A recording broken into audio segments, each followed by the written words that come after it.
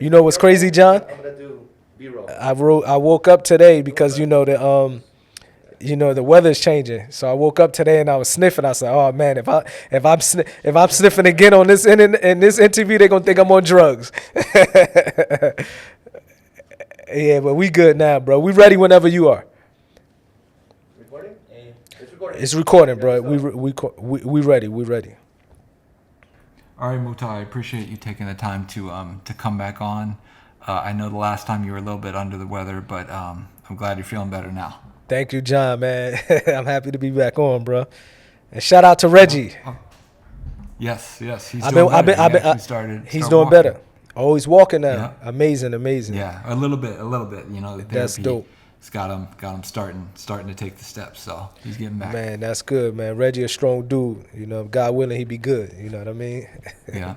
Yeah, he be Speaking good. of Reggie, he said something about that he feels that if Jay Prince would have gotten Pac, that Tupac still would have passed because his time was written.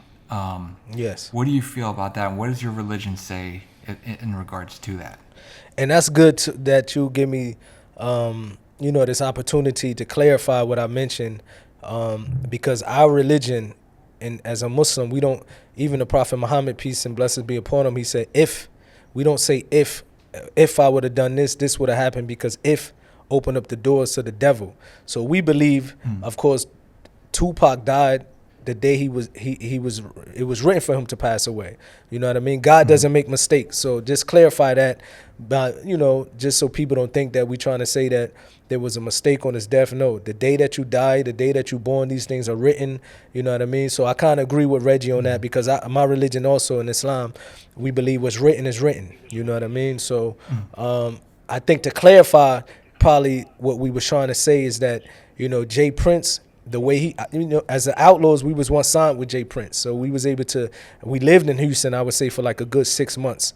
So I knew how Jay Prince rolled. And you also got to remember, back then in Texas, there's no gang banging culture back then. I don't know about now, you know what I mean? Where they had more of a, it was different. It was more laid back, you know what I mean? So I think to clarify that, maybe if Pac was around at that particular time, his movement probably would have been different. But when we say the day that he died, it was written for him to die. So I just want to clarify that. So I agree with Reggie on that one. You know what I mean?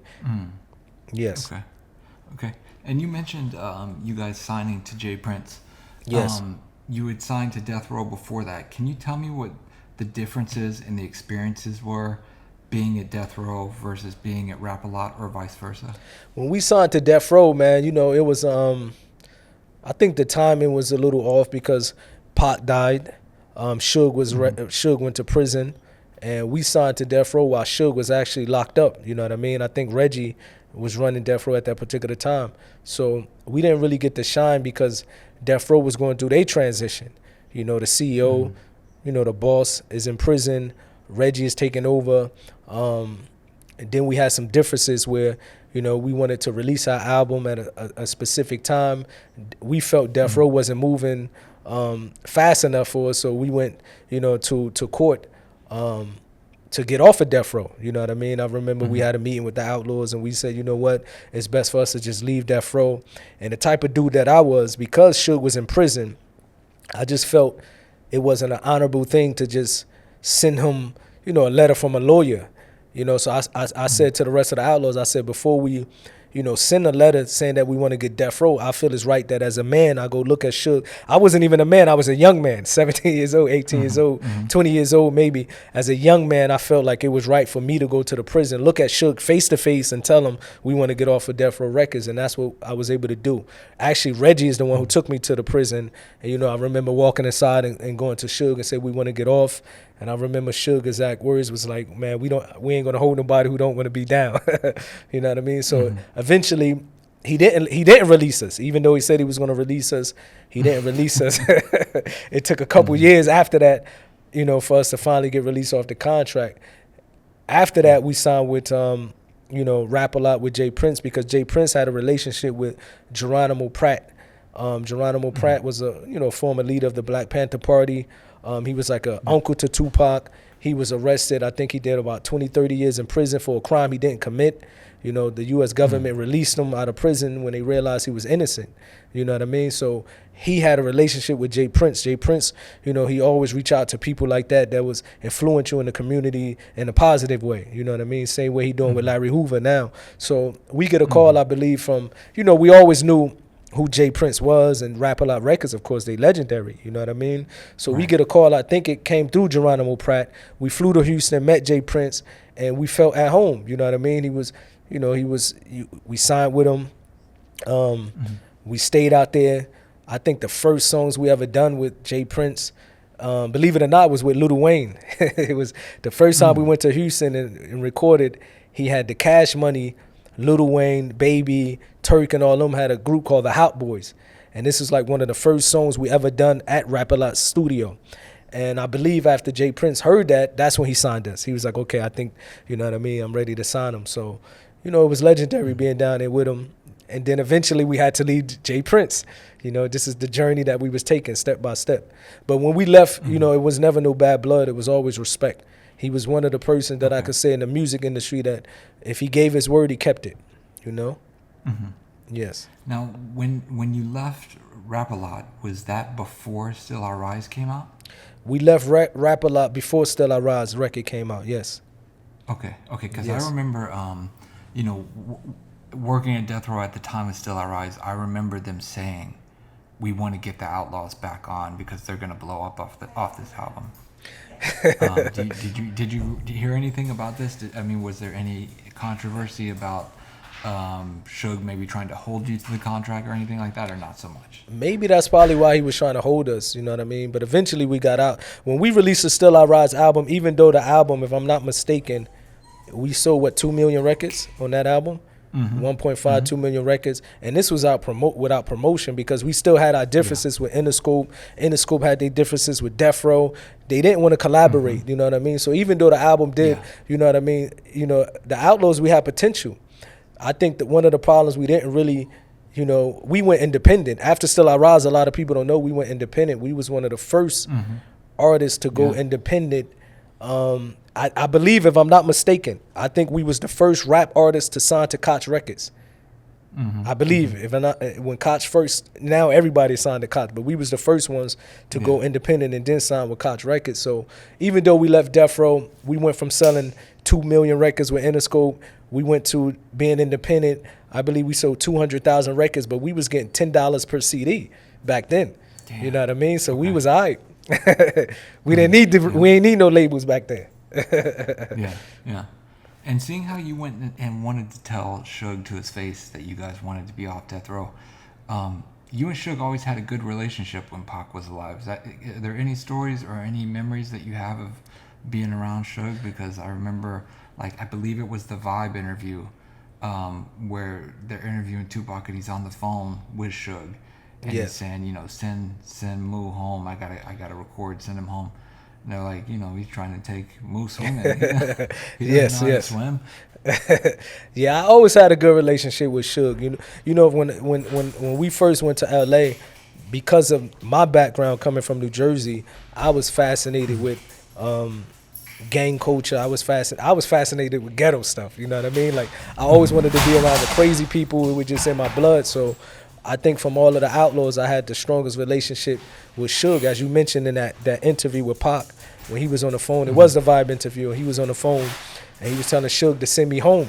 You know what I mean? That was the day, I remember this day vividly. You know, we was all supposed to go somewhere, and I jumped in the car with Suge. He had the Hummer, I think the burgundy Hummer. And I jumped in the Hummer with him, and somehow we lost Pac and the rest of the Outlaws in traffic. And Suge just did his own thing, you know what I mean? We went to Compton. Then he took me back, you know, to his place in Wilshire. And then he tried to take me to Vegas, but that's when Pac called, like, no, you can't go to Vegas. Send him back. I was mad, though. You know what I mean? I was mad, like, man, Pac ain't let me hang out. So I always had a good relationship with Suge. I always had a good relationship with him. Okay. I wanted to get your thoughts on Kanye West has been doing a lot of interviews and saying a lot of stuff lately. Yes. He said something that I wanted to get your reaction to. He said that to him, Hail Mary was like Let me see. Let me get the exact wording because I don't want to get the wrong thing. To him, Hail Mary was like a Negro spiritual. Did you have any thoughts about that? I think Pac lyrics, you know what I mean. His lyrics has always resonated with not only people in Black or African Americans or Latino. You know what I mean. You got people all around the world that can his lyrics resonate with his lyrics because of what he called to. You know what I mean. And I think when Kanye West mentioned that, it was something that Pac was our Malcolm X in our generation, according to our culture. You know what I mean? Like our parents had Malcolm X, and he was a speaker. He was able to speak to crowds the way he spoke to crowds. Pac lyrics at our time, growing up, he was the one reflecting. His lyrics reflect what we was going through in the hood. So I believe that's probably what Kanye West meant. You know what I mean? Even though as an individual myself, I don't listen to music or anything like that, but I can sometimes go back and I think about some of the lyrics that Pac say, and I said, a lot of it was, even to this day, it's relevant. Okay. Yes. Snoop did an interview a while ago, and he said that when Tupac first played "Hit 'Em Up" for him the first time, that he told Tupac, "I'm not messing with that song. I'm not feeling it." That he said that Tupac was making timeless music, and that this was just something that would come and go because he was like, and I was right because now, nobody wants to hear that song because Tupac's gone, Biggie's gone, and everybody found out that Biggie had nothing to do with what Tupac accused him of. Yeah. I would love to get your thoughts on that. I think, Snoop, he has a tendency to somehow, first of all, when you're a friend of an individual and your friend dies, you should always want to remember your friend in a positive way. You understand? So if Snoop, the friend of Tupac, he do it in a way where he don't want the people to think he's speaking negative or hating on Pac, but he do it in a way, maybe he try to do it as if he giving advice, but he always seemed to put Pac down. Pac is not here to defend himself. You know what I mean? That's not how a friend behave.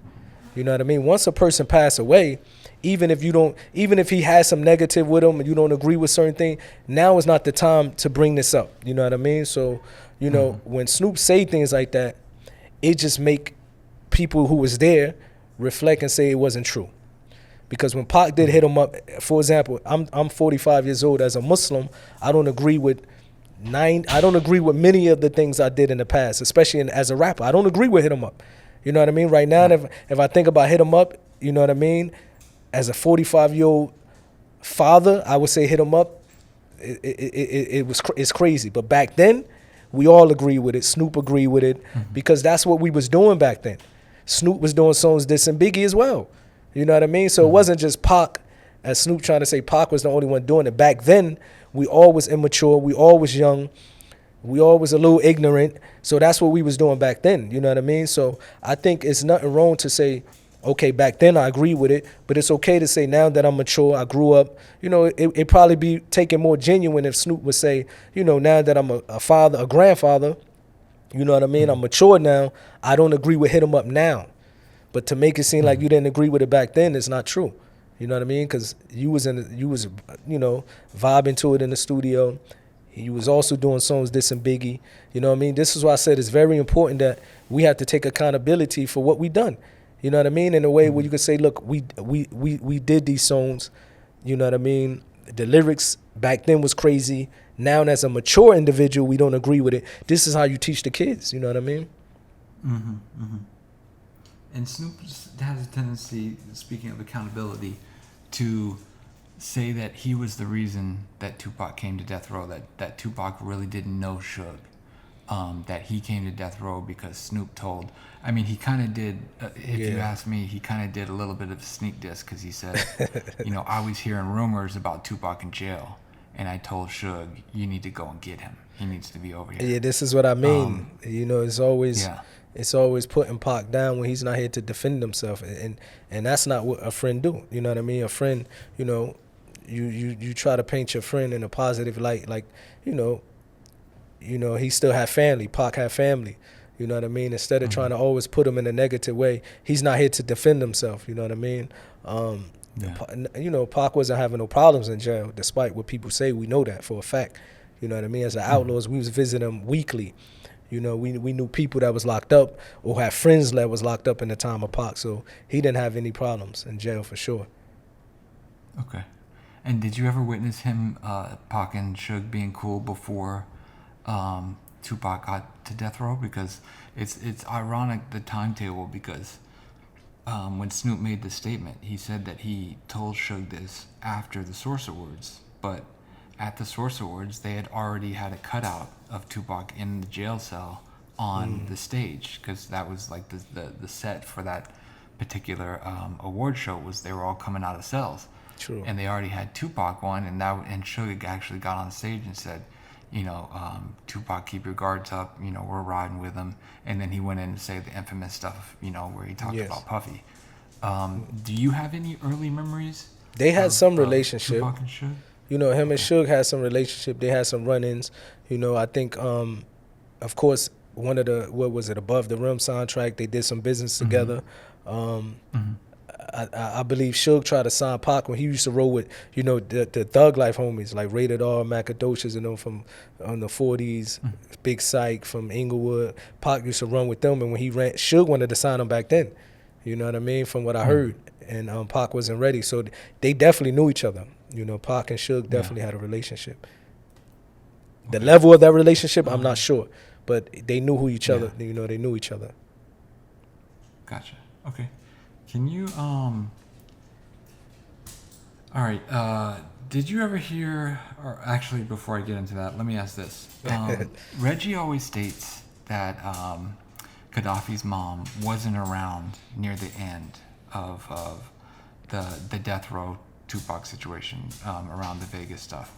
Number one, is that accurate? And number two, if she wasn't around, do you remember why by any chance? To be honest, man, I really don't feel comfortable speaking about the Gaddafi incident or even his mother, you know, because she's very emotional. You know, every time I make a post or something, it just opened up old wounds. She's very emotional, so I try my best, even though she was around, you know what I mean, during the Vegas time. But I really don't want to go into detail because, you know, out of respect of her, out of respect of Gaddafi, I notice every time I bring him up or, you know, bring the situation up, she really lash out on me on the internet and stuff like that. So I'm just trying to close that door and keep it from, you know, repeating itself. You know? Gotcha. Okay. Yeah, so you probably can even take this out of the interview. Let's see. Do you remember at the Calabasas house when you guys carved your names in the cement as they were laying it, and people took photos of, like, there's one with your name, there's one with the Outlaws, and it says "Let no man separate what we create." Do you guys? Yes. Do you remember? I remember that. Yes. Can you tell me that story, or was it just it was as simple as they were putting concrete down and you guys were like, oh, we'll just, you know, tag or write our name in there? I think they was putting concrete down because Pac was making a dog kettle. He was he had a couple pit bulls and he wanted to make like a dog house for them. And when they put the cement down, he was like, "Come, let's write our names." You know what I mean? So it definitely was planned.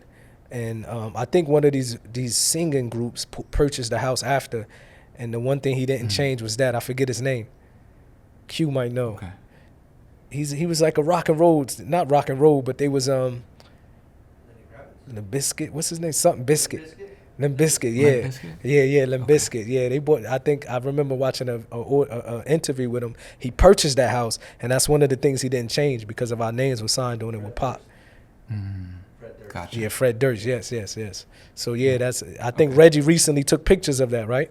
He did. Yeah. Well, he got a picture. Yeah, and he was like, send this to Mutah and see if he remembers it. Yeah, I remember that day. Definitely. I'm sure he remembered it. Okay. Let me see. Okay, let me ask this. Yes. How did you feel about when you found out that Alan Hughes was going to be over the Tupac documentary after the, police report and the incident that happened between Tupac and himself? The Huge Brothers, you know what I mean? As you mentioned, they just did the Tupac documentary. I think what happened. I knew it was going to happen that way. most people in the music industry, unfortunately, or entertainment business, they're not genuine people. They're all about money. You know what I mean? So here's two people that, unfortunately, Pac didn't get along with them. They didn't like Pac. They wasn't business partners.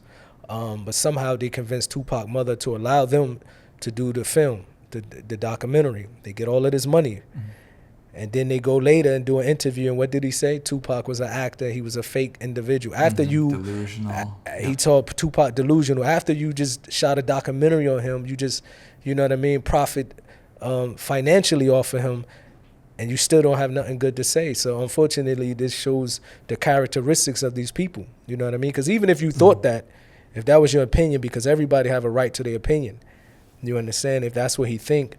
But because you sat down with Tupac mother and she gave you rights to do this film, you should have kept that to yourself if you had some type of, good manners or some honor.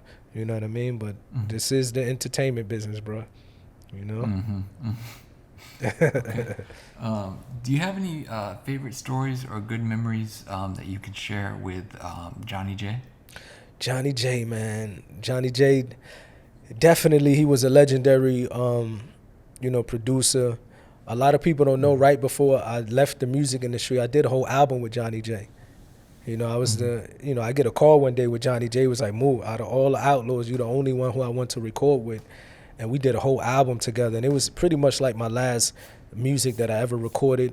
I did a whole album with no cuss words. You know what I mean? The first time I was able to do an album without cuss words. He was just a hard worker. I think Johnny J don't get a lot of props.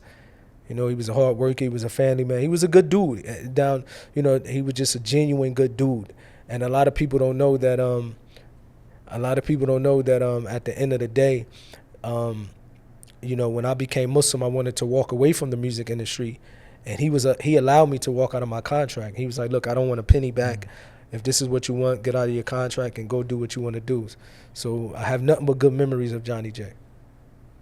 Okay. 1 second, John. 1 second. Huh? Yeah. Q? And you mentioned that was probably the best writing you've ever did. Yeah, the best writing I ever did. Bars you've ever Yeah, did. it was. Q just said that he wanted to remind the people it was the best that I ever did. The I best. actually heard it, so Oddly enough, it's out now. I think his wife put it out. Yeah, I think his wife put it out. They have a right to put it out. It's theirs. You know what I mean? So, and I always made that clear to his wife. I said, look, even though I become Muslim, I walked away, it doesn't mean that the life that I had before as far as business transactions is null and void. It doesn't work that way. Right. So you have a right to put it out. You spent money. This is your right. So she put it out, Okay. And this is a Reggie question. Just Another Reggie question. Question. Yeah. He said, ask Napoleon if he remembers Cap around the studio and dressing. Let me see the way he worded it. He worded it a certain way, and I want to make sure that I Reggie crazy, I bro. quote the way he said it. He said, hold on 1 second. He said, okay. Reggie always said that she used to come around the studio with Johnny J, and she would always be dressing provocative. Did you have any thoughts? Man, I can't speak about that. One, because Cap, she's a good person. She like family. Two, she's the wife of Johnny J. I think it's inappropriate for me to even discuss these type of things. You know what I mean? Tell Reggie chill out. Tell Reggie chill out. Man, I wish I'll watch when we get done with this interview. Reggie crazy, bro. Where it's like he's not gonna say this, and he was like, just ask him anyway. Yeah, Just Reggie ask crazy. him. And I'm like, okay. So, obviously, Noble always stated that he was gonna do a deal with Quest and Tupac later on, and then obviously at the museum there was track list written up for the Machiavelli album, and it did say coming soon, the Outlawz album, Young Noble album, etc. What are your thoughts on why he would have gone with Quest for Young Noble as opposed to just straight Machiavelli Records? I'm not sure. I think because Quest Records back in the day was ran by Quincy Jones, correct? I believe so. And I think because maybe Pac was engaged with Kadada, and maybe just out of he just probably wanted to spread some love, help, because Pac was that type of person. He always help. He's helpful. So maybe I don't think Quest Records was really, doing big things back in the day. Maybe I'm wrong, but I think he felt like the talent of Young Noble would fit more into Quest. Noble has always been like very lyrical, lyricist and stuff like that. So I think Pop probably just look at it from, he would be good over on that side. They might have had some artists already with similar like rap style as Young Noble, but I definitely remember he was going to do a Young Noble solo album. And then later on, Noble became part of the Outlaws. A lot of people don't know he wasn't original, and then later he just fitted in so natural that Pop made him one of the Outlaws. Okay, and that's what I wanted to get into. Like when, as far as the timetable goes, when did he come around? Was it after All Eyes on Me? Because I don't think he was on that album. He definitely came. It was definitely after All Eyes on Me. See, Young Noble is from Gaddafi and Fatal Hood. They from Montclair. They from a neighborhood in Montclair. Young Noble moved to California. Even though he was born in Cali, moved to Jersey, then he went back to California. You know what I mean? And what happened is when Fatal came back to Cali with us, him and Noble and Gaddafi, he just used to come around the crib. And I don't think none of us knew he rapped until one day he just started rapping. And Pac was like, man, get in there and spit something. Yeah.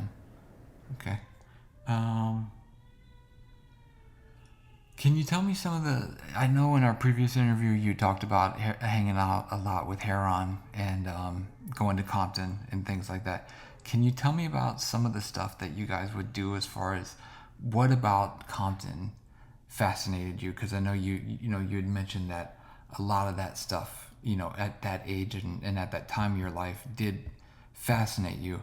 Can you tell me some of the stuff that you did and that you experienced, and then what your outlook on it is now, as far as in the mind state that you're in now? I think I was fascinated because, I really came from the hood. You know what I mean? I think, I come from a part of New Jersey where my brothers and them and my cousins and my relatives, they was the individuals who was running the neighborhoods, you know what I mean? So when I went to California and I met people like Heron and Buntry and them, they reminded me of old heads from my neighborhood. Like, West Coast call them OGs, we call them old heads, you know what I mean? So it was the same mindset, just different structure. So it just felt like I was right at home, going from New Jersey, going from my neighborhood and going straight to West Coast, even though West Coast was just divided, every hood was divided by a different gang. You know what I mean? We didn't have gangs back in the day in Jersey. But and Heron, we clicked, you know what I mean? And some of the events, you can ask Risky, y'all know Risky, right? From the one who drew the Machiavelli and stuff. I remember one time we was in Compton with Heron and we get a call, I guess some dudes were trying to push up on Risky. and Risky called Heron, and Heron was like, Napoleon, you strapped? And I always kept a gun on me. That's I always kept a gun on me. I was like, of course. And he was like, some dudes trying to bother Risky. So we went, I don't even know what was the problem, but they was at Risky house. Risky lived in Compton back then. So when we rolled over there, I guess Risky was even surprised to see me there with Heron, you know what I mean? And of course the dudes got up off of, Risky, and they went about their business. But it was just a particular time where Heron would call, and he used to refer to us as Outlaws most of the time. Outlaw, you ready to go to Compton? We would go with him, jump in the car. I would go with him. Out of all of the Outlaws, I was just fascinated with Compton. Whack Deuce, shout out to Whack Deuce. I used to go to his crib a lot. And it was just that environment. You got to remember, my mindset as a young 18, 19, 20 years old, it was just that type of mindset coming from New Jersey, Irvington, going to Compton and L.A. It was similar to my environment, you know what I mean? One particular time I was actually supposed to go with Heron, and because Heron, I believe he was staying in the Valley. He was staying in the Valley at this particular time. So I would park my car and hop in his car. And one day he called me, and he was like, I'm going to go to Compton. And I was like, okay, I'm going to meet you. My son, Salik, which is my oldest son, I get a call from his mother, and she, last minute, she was like, you got to come get your son. And I remember I'm upset because I want to go to Compton. I'm like, no, I got to go to Compton. To do what? Just ride around with Heron. You know what I mean? And then I kind of got to, his mother was kind of upset, like, I got to do something. You got to come get your son. So I went and got my son. And I remember telling Heron, I can't come with you this day. And a couple hours later, I get a phone call from Whack Deuce. And he was like, man, Heron just got shot up. They riddled his car with bullets. So can you imagine that there was a chance that I was supposed to be, not supposed to, because it was written, I would have been with him, but I was supposed, I was planning to be with him that day. You know what I mean? And I remember Wack telling me he was at the light, and Wack, you know what I mean, heard the story or whatever. I don't know if Wack was there, but he was just like, they shot his car up. So it was a crazy situation. You know what I mean? And that's the last time that I ever spoke to Heron, was the day that happened. Unfortunate, but Heron was a dude. Heron was a good dude. He was crazy though. I remember another time we was at the Scarface album release party, and he got into it with the Rolling 60s. And even though Heron was short in structure, but this dude was fearless.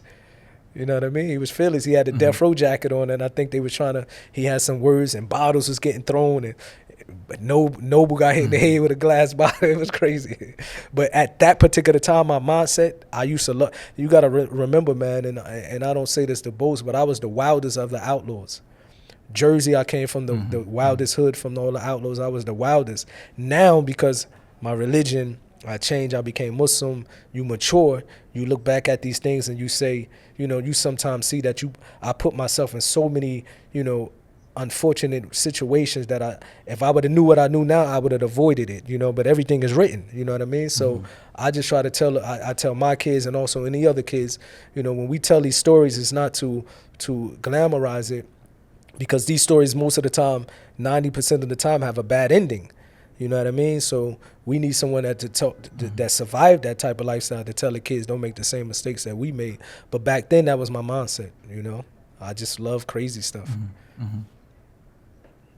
And being fascinated with all that goes on in Compton, you're hanging around Heron and Buntree, these guys.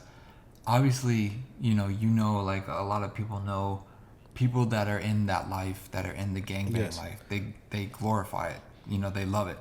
Was there ever, I don't want to say pressure, because I don't feel that that's the proper word, but was there ever enough intrigue to where you felt like this is a path I could go down, or was it always just a friend, associate kind of thing with them, and never a thing where you would get that deep into it? I would say I never got that. My hood, though, in Jersey, my block, my neighborhood, they bloods, you know what I mean? So I went through that phase where, because I was from that neighborhood, I was from my block, so you might see pictures of me throwing up certain signs and stuff like that, but I went through that phase because that's my hood became bloods, you know what I mean? Paru bloods. It was called Jersey Mob, but I think because I was in the music industry, I never really got full-fledged where you're not going to have me on a record with Tupac and tomorrow I'm doing a drive-by shooting because this dude got the wrong color. I was smarter than that, you know what I mean? I knew I had some common sense now, you know what I mean? But I think because when we was in L.A., being around Pac, we was introduced to Bloods and Crips. You understand? So it wasn't like we had to pick a side because, like I said, Rated R and them, they still are homies to this day. Macadosha, they was from Rolling 40 Crips. Big Syke was from Imperial Village Crips from Inglewood. You had Speedy was also a good friend of ours, you know what I mean? And then White Deuce was also very close with us. So we was able to rub shoulders with, Bloods and Crips. So we didn't really just pick a side like that, you know what I mean? Besides my neighborhood in New Jersey becoming Bloods, and I went through a certain phase, and then after that, I grew past it. 10 more minutes left. Oh, they said 10 more minutes from the recording on the video. Okay. And then, obviously you mentioned Thug Life. Tupac did an interview, and they asked him, do you have a new rap group? And he said, yeah. He said, I got the Outlaws. He said, I murdered Thug Life as far as their careers, and I gave birth to the Outlaws. There's obviously numerous interpretations about this because he did kind of stop messing with the Thug Life guys at one time. Any insight as to what happened as far as not hanging with them or recording? I think because shout out to Runner, Rated R. He's locked up in prison. He became Muslim, alhamdulillah. Shout out to Rated R. And I hope he gets some attention on this case because it really was self-defense, But Rated R, the reason why Tupac stopped messing with Thug Life, because I think that the incident that pretty much, the straw that broke the camel back was, imagine they had to deal with Interscope Records, bro. And Rated R and Big Syke and it really was from Rated R. They get into an argument in the office of Interscope Records with all these execs, you know what I mean?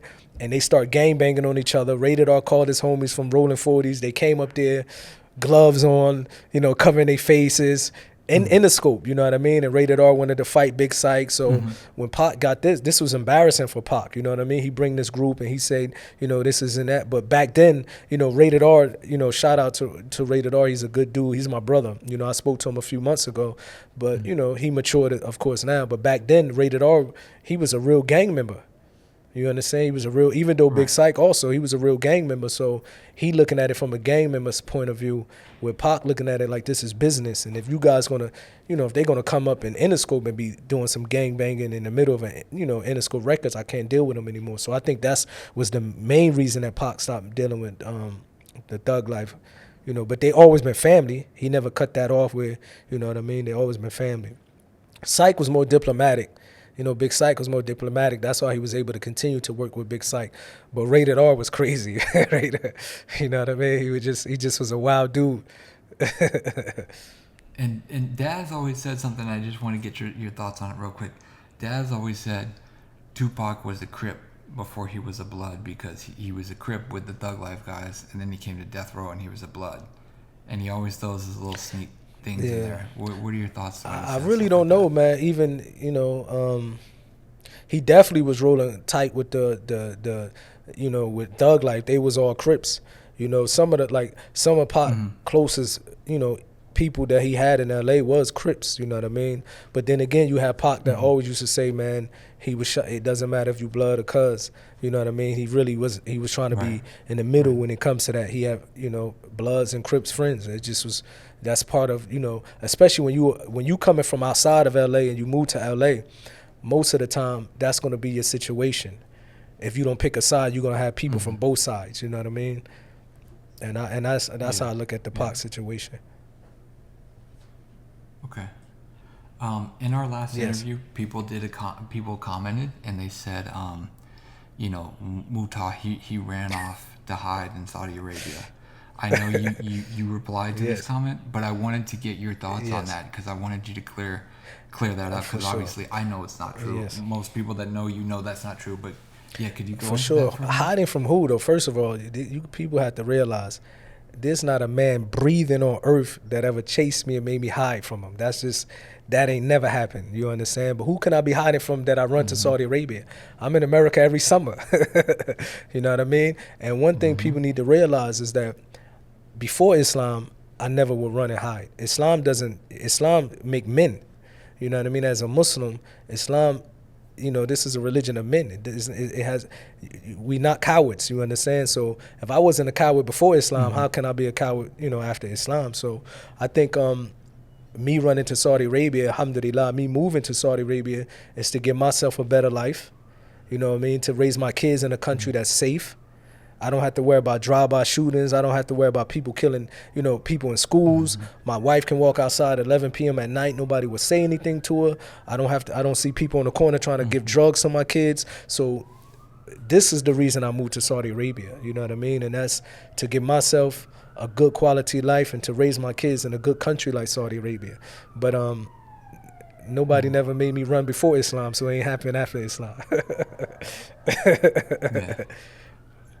For people that might consider moving out there, but they have hesitations, I would say come visit, you know what I mean? For example, Q, my co-host on my podcast show, he's not even Muslim, been living here for 5-6 years, you know what I mean? He love it out here. I run into people all the time that love Saudi Arabia. I think Saudi Arabia just, you know what I mean? A lot of people don't really know the true side of Saudi Arabia because the media love to portray it in a negative light, you know what I mean? But if you come here, it's different. Like I said, the safetiness on a whole nother level. I was in LA this summer. Unfortunately, America deteriorating. You know what I mean? You see what's happening in LA. You see, you know what I mean? You can't even have nice things without somebody not only stealing it from you, but they will blow your head off to take it. Living in a country like Saudi Arabia, I don't have to worry about that. You know what I mean? I don't have to look over my shoulders. You know what I mean? So I advise people to come visit Saudi Arabia. And then you can, you know, form your own opinion. But don't let the media form the opinion for you. You know what I mean? So, You know what I mean? That's the reason why I've been Yeah. living here. I've been living here for 12 years, and I thank God for the opportunity to be able to live in a place like that. Because, you know, when you grow up in America and you see violence, you might think that this is your environment. That's all you know. You know what I mean? So to come to a place like Saudi Arabia, it was one of the best things that I ever done. Best decision I ever made. So John, Reggie, y'all better come visit. Yeah. Well, tell me this: how's the weather compared to Well, the California weather in the weather? 'Cause, summer is hot. You in the oven. But now in the winter, we got the best winters, bro. It's Okay. like, you know what I mean? When I woke up coming here, it was like 60-something degrees in the morning. You know what I mean? Now we getting up, we about in the 80s, but it cools down. We have very good winters. Okay. Very good winters here. Beautiful. Cali style. Okay, nice. Okay, last Yes. question. One more thing Kanye said, and he said that he was going to go to Yes. war, and he said what he learned from Tupac was he had to get his money right before he went to war. So I wanted to get your response to that and the fact that he's going at numerous people, but one of the main ones that he's going at is Puffy. Yeah. Did you have any thoughts or reactions? I think to that? Kanye, man, I really think, you know what I mean? I hope he gets some help because I really think it's something not right. You know what I mean? I think, you know, he needs somebody. I wish he have somebody that can tell him. It seemed like he's alone. He's making mockery of his own self, getting into these interviews, you know, attacking groups of people based on their religion or based on their race.